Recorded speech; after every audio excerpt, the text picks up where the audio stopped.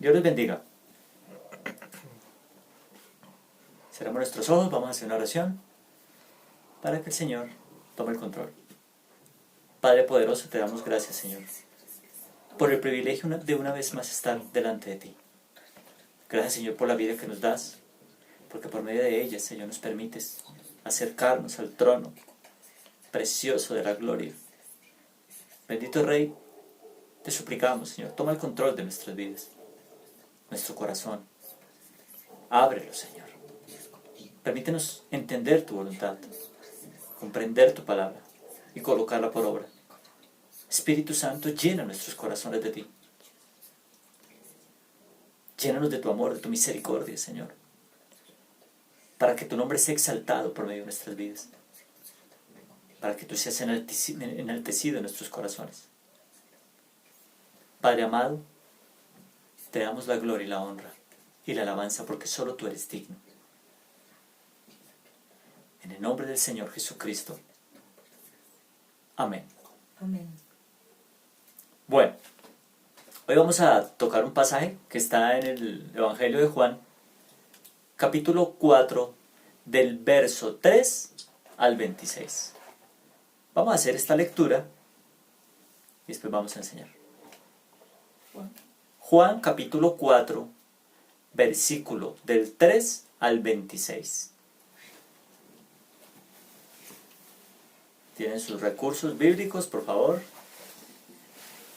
Me acompañan y vamos a hacer la lectura. Dice la Escritura: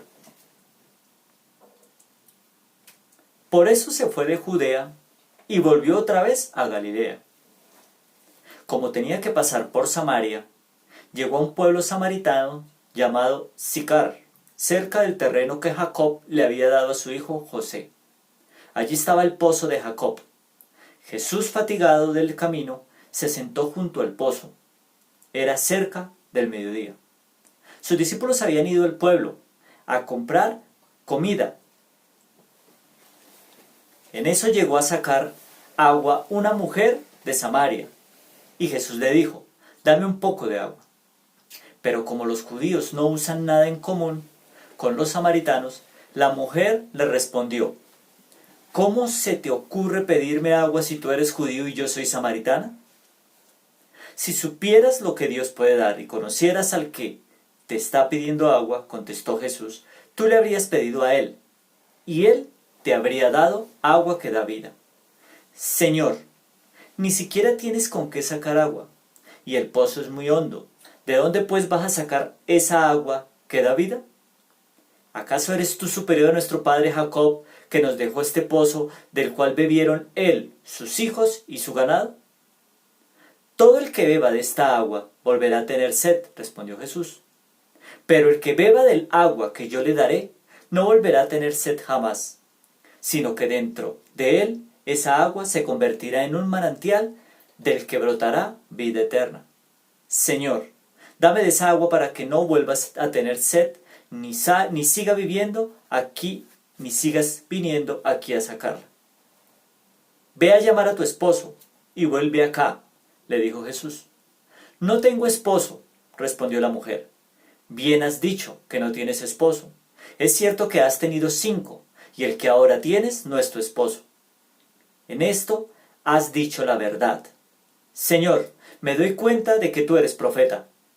Nuestros antepasados adoraron en este monte, pero ustedes los judíos dicen que el lugar donde debemos adorar está en Jerusalén. Créeme, mujer, que se acerca la hora en que ni en este monte ni en Jerusalén adorarán ustedes al Padre. Ahora ustedes adoran lo que no conocen. Nosotros adoramos lo que conocemos, porque la salvación proviene de los judíos. Pero se acerca la hora, y ha llegado ya, en que los verdaderos adoradores rendirán culto al Padre, en espíritu y en verdad, porque así quiere el Padre que sean los que lo adoren. Dios es espíritu, y quienes lo adoran deben hacerlo en espíritu y en verdad. Sé que viene el Mesías, al que llaman el Cristo, respondió la mujer. Cuando Él venga nos explicará todas las cosas. Ese soy yo, el que habla contigo, le dijo Jesús. Bueno, si miramos nosotros este relato, encontramos lo que estaba pasando, lo que estaba haciendo el Señor Jesús, ¿no? Estaba enseñando su palabra. De repente, tuvo que irse de Judea a Galilea. Acuérdense que entre Judea, la parte sur de Israel, y Galilea, la parte norte, queda la parte central que se llamaba Samaria. Era considerado un lugar pagano. Desde el exilio de Israel, cuando fue llevado a Asiria, y los de Asiria fueron llevados a este lugar de Samaria. Entonces se supone que era una mezcla, no eran judíos 100%, había una mezcla ahí, eran personas que no adoraban al Yahvé, al Dios de Israel. Por lo cual era prohibido pasar por ahí. Tocaba dar una vuelta muy larga para no tocar ese lugar Samaria. Por eso aquí es muy conciso la enseñanza donde dice que nada tenían que ver los samaritanos con los judíos. Dice la palabra que él tuvo que pasar a Galilea. Cuando llegó a ese pueblo llamado Sicar, cerca del terreno que Jacob le había dado a su hijo José, dice el verso 6, allí estaba el pozo de Jacob. Jesús, fatigado del camino, se sentó junto al pozo, era cerca del mediodía. Mediodía, dice la escritura. Hablamos de desierto. Los que tuvieron el privilegio de ver nuestro curso de geografía bíblica, ¿no? Se acordarán las enseñanzas sobre el desierto en Israel. Las grandes cortinas de sol, ¿no? Tiempo inclemente que azota este lugar. Por lo cual es muy enfática la escritura cuando dice que es al mediodía. Quiere decir que era un día muy soleado, mucha calor. Lo que Cristo había caminado se juntó con el sol abrasador. Y dice la escritura que ya cansado, ¿no? Se sentó junto al pozo. En eso llegó a sacar agua una mujer de Samaria. Y Jesús le dijo, dame un poco de agua.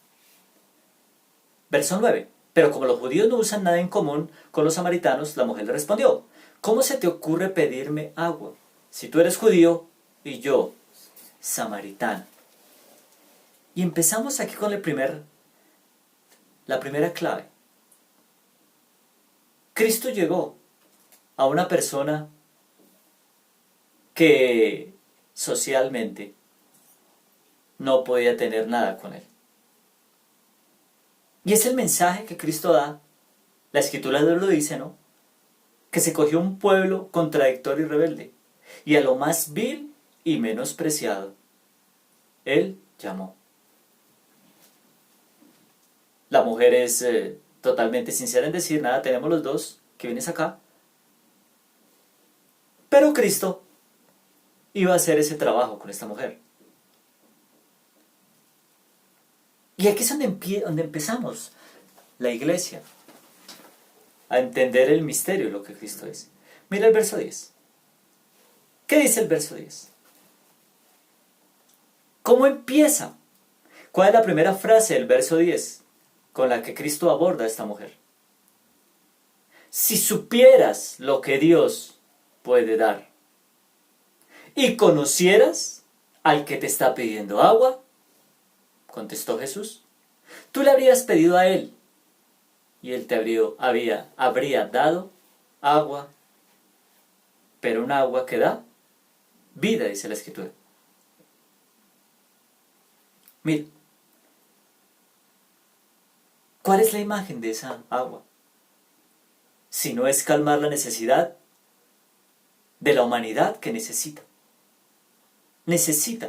de esa vida que no tiene. Están buscando a gritos que la paz llegue a sus corazones. Muchas veces la iglesia está en el mismo sentido.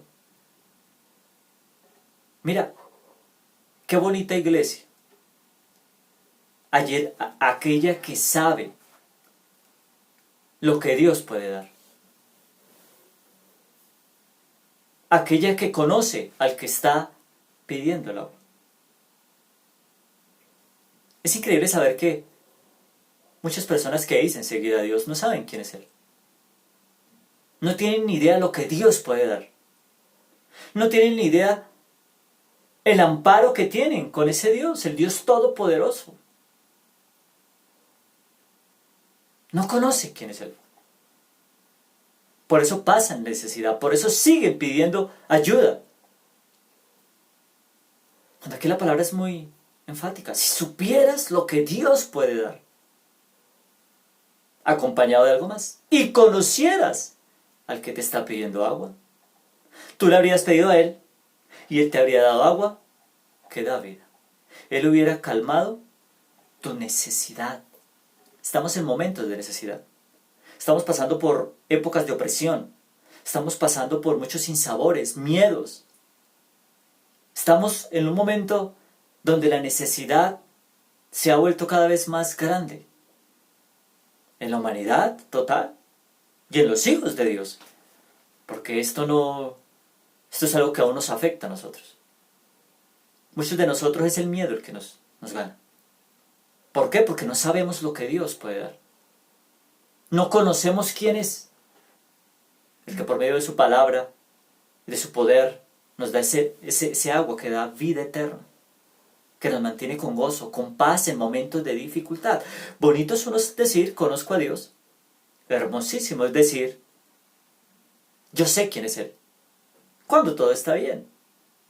Pero cuando viene la calamidad, cuando viene la angustia, cuando viene el sinsabor, es cuando sabemos quién le conoce.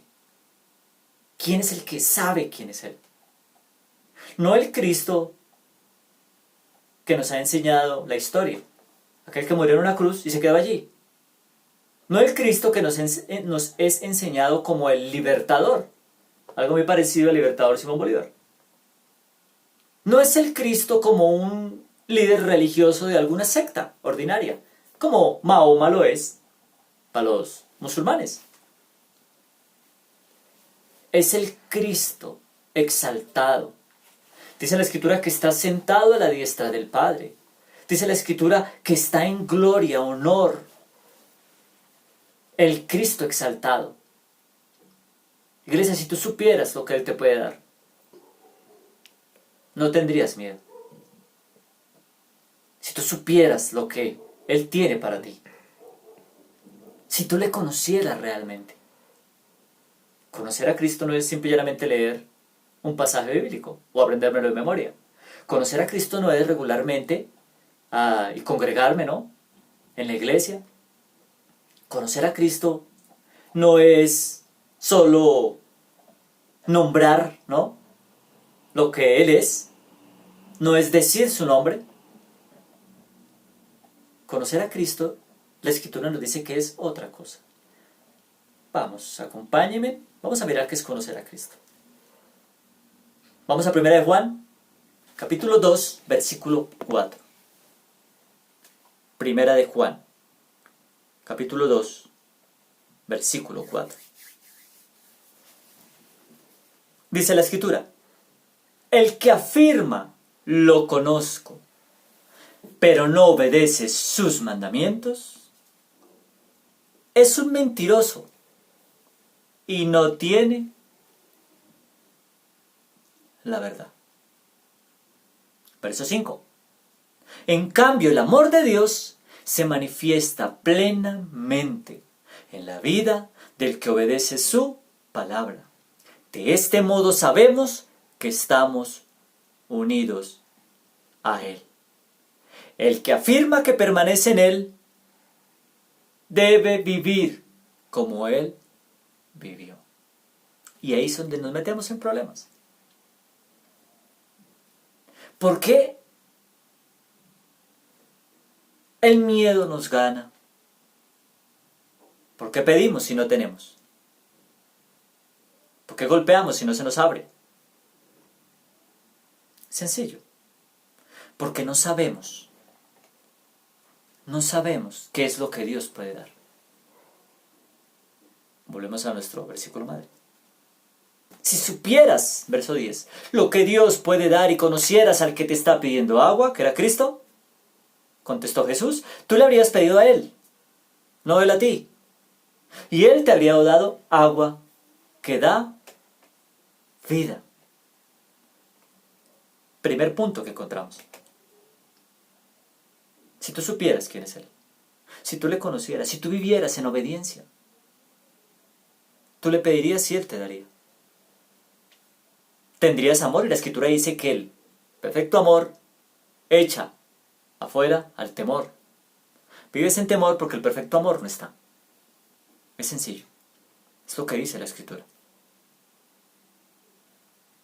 Si supieran qué es lo que Él puede hacer, si realmente le conocieran, si pasaran este momento en el que podemos, en el que Dios nos ha llevado a poder meditar en nuestra vida delante de Él, a poder examinarnos, como dice el apóstol Pablo, examínense a ver si están en la fe, o como dice el salmista, en la noche yo me examino para saber si este día he vivido para el Señor.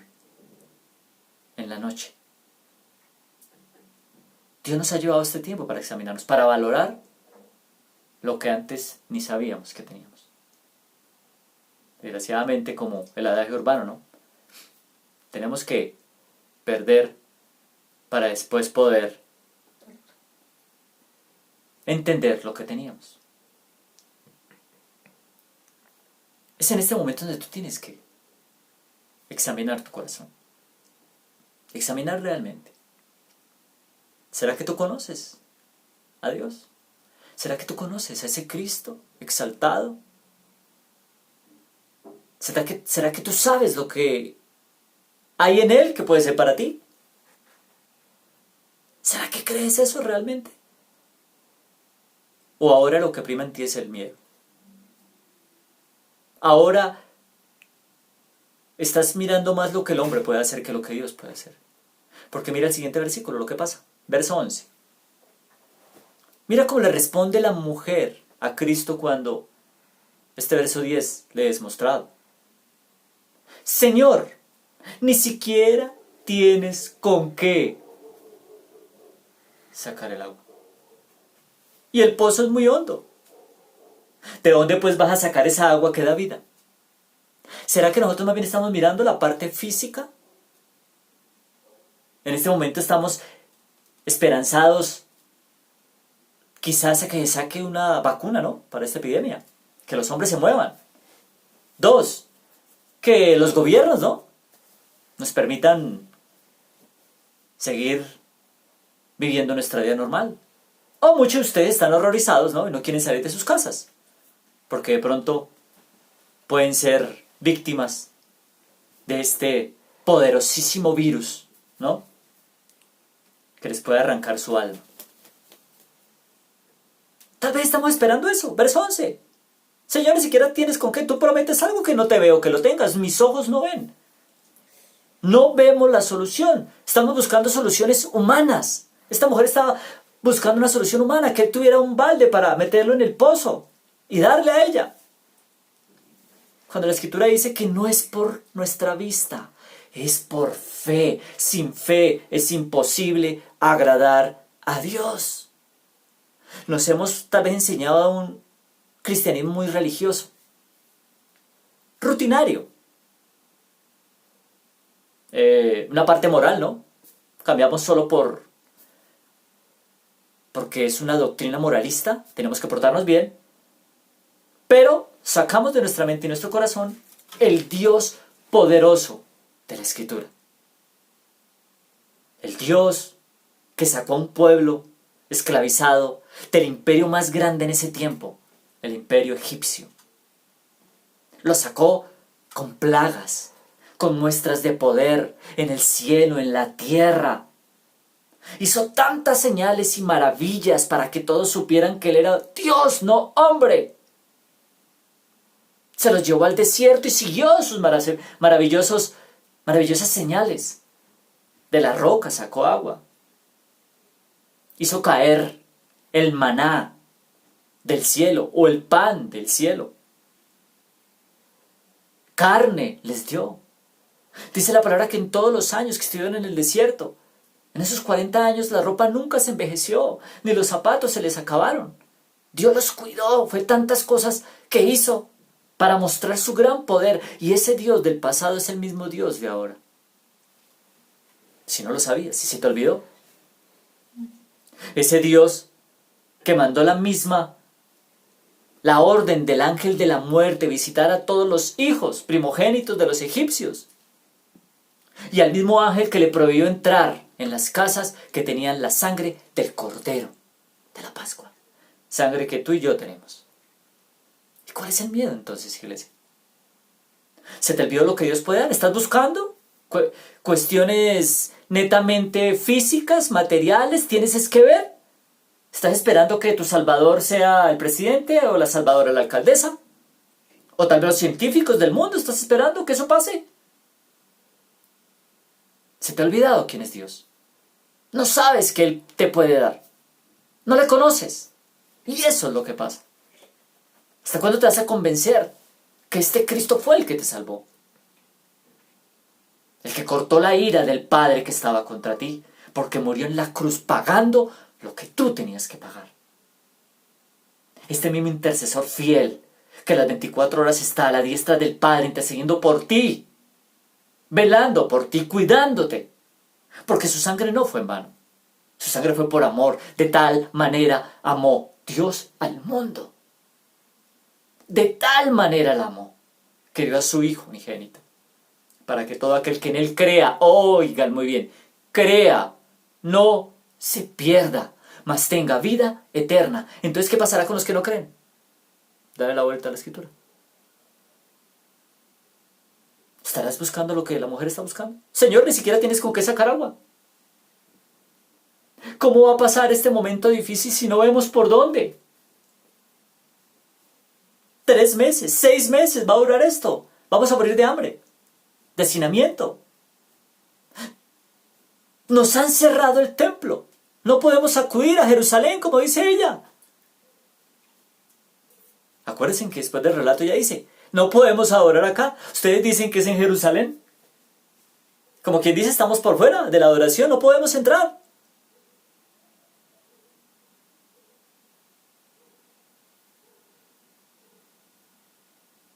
No es la lógica, iglesia. No es lo que el mundo, la ocasión nos pueda brindar. Los medios no son lógicos o visibles, entiende. No se ve, esta mujer no vio lo que él podía hacer. Sin fe es imposible agradar a Dios, te lo repito, 1 y 1000 veces. Verso 12.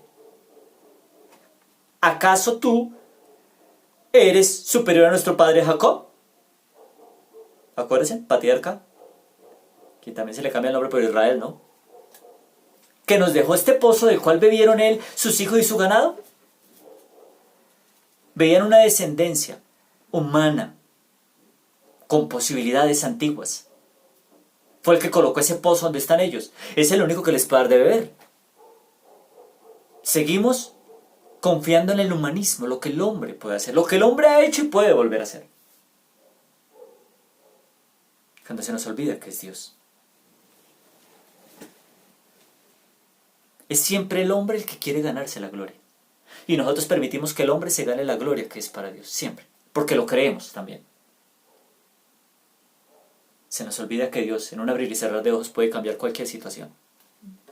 Solo si tú lo crees. Verso 14. ¿Qué dice el verso 14? Pero el que beba del agua que yo le daré, dice el Señor, no volverá a tener sed jamás, sino que dentro de él esa agua se convertirá en un manantial del que brotará vida eterna. El que se alimenta siempre de él. Acuérdense lo que dice la palabra, no solo de pan vivirá el hombre. Hoy están todos enloquecidos, amontonando mercados, ¿no? Desde que haya que comer no importa. Y se les olvida el alimento principal, que es la palabra de Dios. Es lo que nos va a dar aliento, lo que nos va a dar vida. Bíblicamente muchos hombres aguantaron 40 días y 40 noches sin probar un solo bocado de pan, delante de la presencia de Dios. No les estoy diciendo con esto que no coman, sino les estoy diciendo con esto que Siempre ha sido más importante la presencia divina de Dios que lo que el mundo nos pueda otorgar. O también en la Escritura no dice que temen, que no se preocupen, no nos preocupemos de qué vamos a comer o qué vamos a beber, que si no se preocupan las aves del cielo, que ni trabajan ni hilan, y Dios se encarga de alimentarlas. ¿Cuánto más a nosotros? No es el Dios de los animales. La palabra dice que es el Dios de nosotros, de su creación somos nosotros. Y si a ellos les da, ¿cuánto más a ti? Pero estamos tal vez mirando eso. Cuando Cristo dice algo más revelador. Pero el que beba del agua que yo le daré, el que se alimente de mí día tras día, no volverá a tener ese miedo que tenemos. No volverá a tener esa ansiedad, esas dudas de mañana, de un año, de 5 años. ¿Qué pasará? Si recibimos de esa agua, Él saciará nuestra necesidad. Es el que tiene el poder. Es lo que Él tiene para dar. Si supieras lo que Él te puede dar.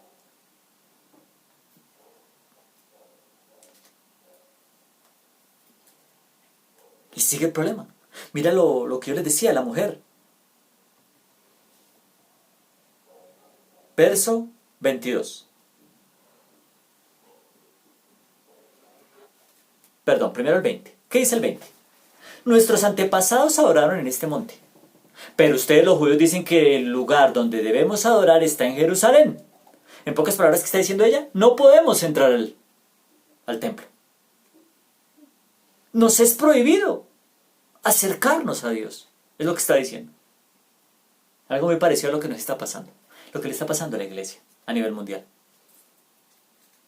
Este virus que apareció fue suficiente para apartar a las personas de la adoración a Dios. ¿Y qué están haciendo muchos? Simplemente esperando a que el hombre les dé permiso. Se les olvidó clamar. ¿Qué dice la Escritura? La Escritura es muy clara cuando dice: pidan y se les contestará. Golpeen y se les abrirá. Si la iglesia se uniera en clamor a Dios, si la iglesia mostrara el deseo, la necesidad que tiene de volver a estar en su presencia, en su cuajal, en la reunión de los llamados, del cletoi, en la reunión de los santos, si la iglesia sintiera, si la iglesia creyera en lo que Dios puede hacer, este periodo de espera se acortaría, créanme. Porque ¿quién podrá separarnos del amor de Dios? Dice la Escritura. Mira, iglesia, este no es un momento solo para que estemos esperando a ver qué va a pasar. Es un momento donde tu clamor se tiene que multiplicar. Tu anhelo por el Señor tiene que aumentar de tal manera que el Señor te contestaría. Como la parábola, ¿no? De la mujer ante el juez. Aquella mujer que clamaba y golpeaba al juez para que su caso fuera resuelto, y golpeaba y molestaba tanto hasta que este juez decidió ayudarle en su caso. Cristo dice: si ustedes fueran un poco como esta mujer, si al menos clamaran, si al menos llamaran, si se les viera el anhelo, la necesidad de Dios, su espera no sería tanta. Créanme, amados, yo sé que muchos de ustedes han sentido la falta de estar congregados delante de Él. Yo sé que muchos de ustedes hoy, por lo que está pasando, han valorado lo que Dios hacía cuando ustedes se congregaban. Hoy se están dando cuenta que era lo que Dios les había dado con tanto amor, que muchos de nosotros no supimos valorar. Muchos de nosotros nos congregábamos también por rutina, por obligación, porque el hermano en la siguiente oración de pronto va a cogerla conmigo, porque la iglesia es un amuleto, me trae buena suerte. pero pocos anhelaban el alimento que Dios tenía para ellos en ese día. Pocos. Acuérdense, nosotros somos los que nos apartamos de Él. Él nunca se aparta de nosotros. ¿Y por qué este tiempo de distanciamiento? Tenemos que haber hecho cosas tan malas. Tenemos que haber tenido un corazón tan indigno de Dios para que el Señor nos enseñe a valorar lo que por su gracia nos daba.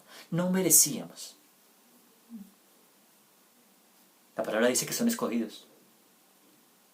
La palabra dice que son privilegiados. La palabra dice que no todos tienen ese privilegio. La palabra dice que es un remanente. Un remanente que debería sentirse especial. Que debería valorar cada cosa que Dios le da. Pero por lo contrario, pensamos que Dios tenía que darnos a cambio de nada. Cuando conocerles, vivir conforme su palabra. ¿Y cómo le contesta Cristo a esta mujer? Señor, se nos cerró el templo está en Jerusalén, nosotros estamos en Samaria, no podemos bajar hasta allá, nos es prohibido entrar. Pero mira lo que Cristo dice en el verso 21. Créeme, mujer, que se acerca la hora en que ni en este monte, ni en Jerusalén, adorarán ustedes al Padre. Ahora ustedes adoran lo que no conocen. Nosotros adoramos lo que conocemos, porque la salvación proviene de los judíos. Verso 23. Pero se acerca la hora, y ha llegado ya, en que los verdaderos adoradores rendirán culto al Padre en espíritu y en verdad, porque así quiere el Padre que sean los que lo adoren. ¿Qué es lo que nos está diciendo aquí el Señor? ¿Qué será? Dios está buscando, iglesia, verdaderos adoradores. Adoradores que en espíritu y en verdad le busquen. En espíritu y en verdad. Porque el verso 24 dice, Dios es espíritu y quienes lo adoran deben hacerlo en espíritu. No en su carne. En espíritu y en verdad. No con nuestro ego, arrogancia, altivez.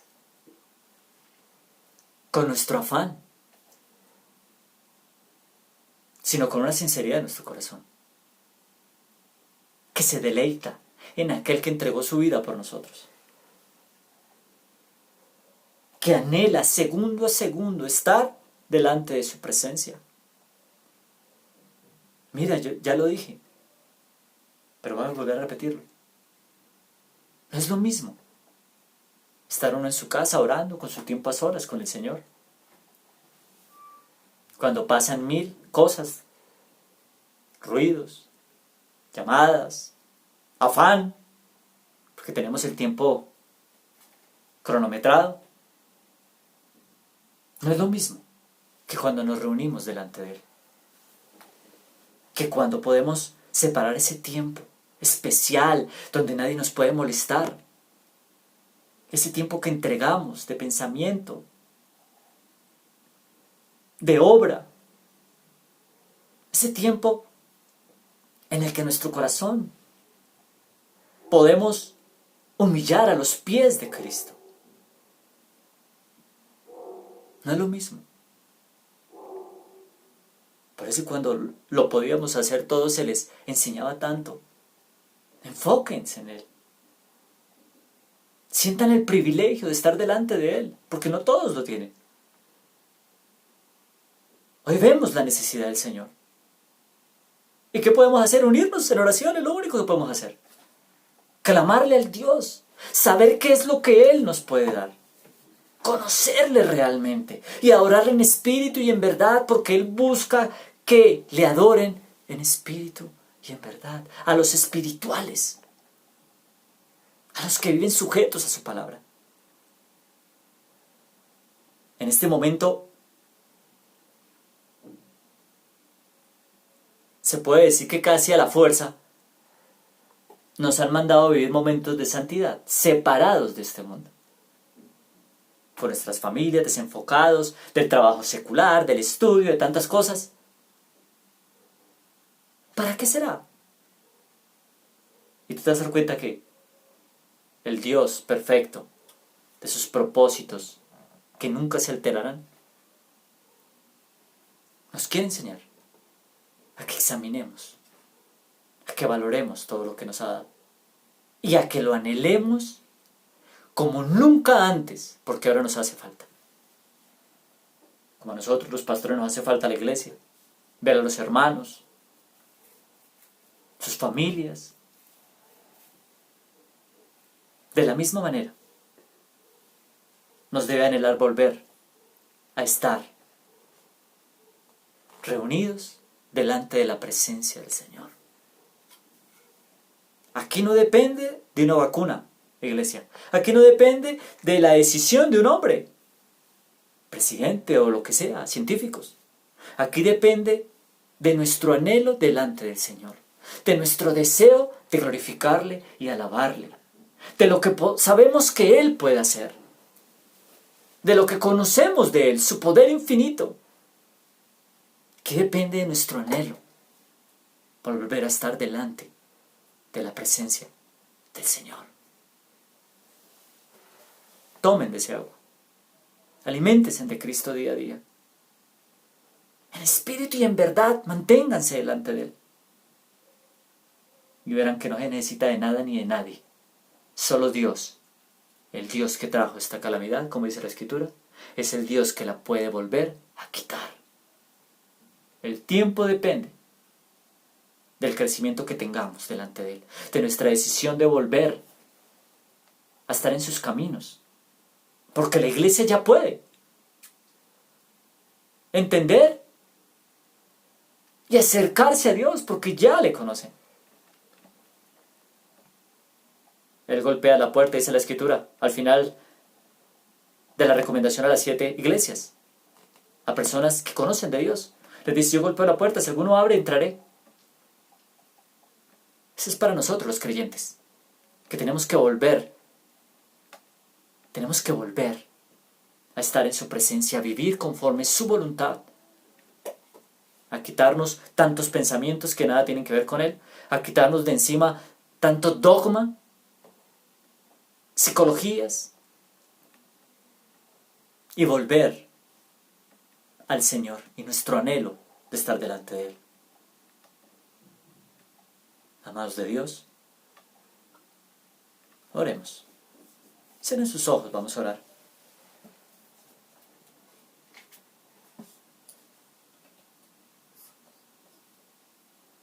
Padre poderoso,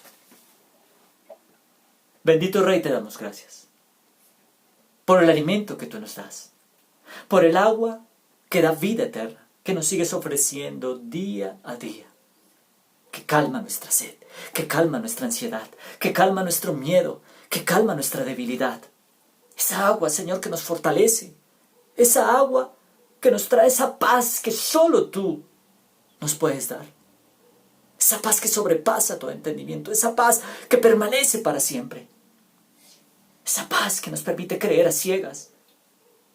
Aunque veamos lo que veamos, seguimos creyendo en ti. Dios amado, ayúdanos. Ayuda a tu iglesia. Ayúdala, Señor, a conocerte, a vivir en tu palabra, en tu voluntad. Que sepan qué es lo que tú nos puedes dar. Que solo tú tienes el poder. Que solo tú, Señor. Padre, te doy gracias por tu iglesia, por tus hijos en todo el mundo, por los verdaderos adoradores que te adoran en espíritu y en verdad y siguen esperando en ti. Aquellos que luchan por ti y para ti. Tus pastores, las personas que has colocado para que lleven tu palabra. Porque la fe viene del oír y el oír la palabra de Dios. Padre, ayuda a tu ministerio, a tu iglesia. Ayúdanos, Señor. Las puertas que tú abres, Satanás no las puede cerrar. Y las puertas que tú cierras, tampoco las puede abrir. Nadie lo puede hacer. Padre poderoso, te damos gracias por tu misericordia. Te damos gracias por tu palabra y por tu amor eterno cuando entregaste a la muerte a tu Hijo por cada uno de nosotros, para reconciliarnos contigo en el cuerpo de nuestro Señor Jesucristo. Te damos gracias en el nombre del Señor Jesucristo. Iglesia, acuérdense de esto. Dios protege a su iglesia. Dios nunca va a desamparar a su iglesia, porque somos su cuerpo, dice la Escritura, y Él es nuestra cabeza. Buenas noches, que el Señor nos bendiga y seguimos en contacto.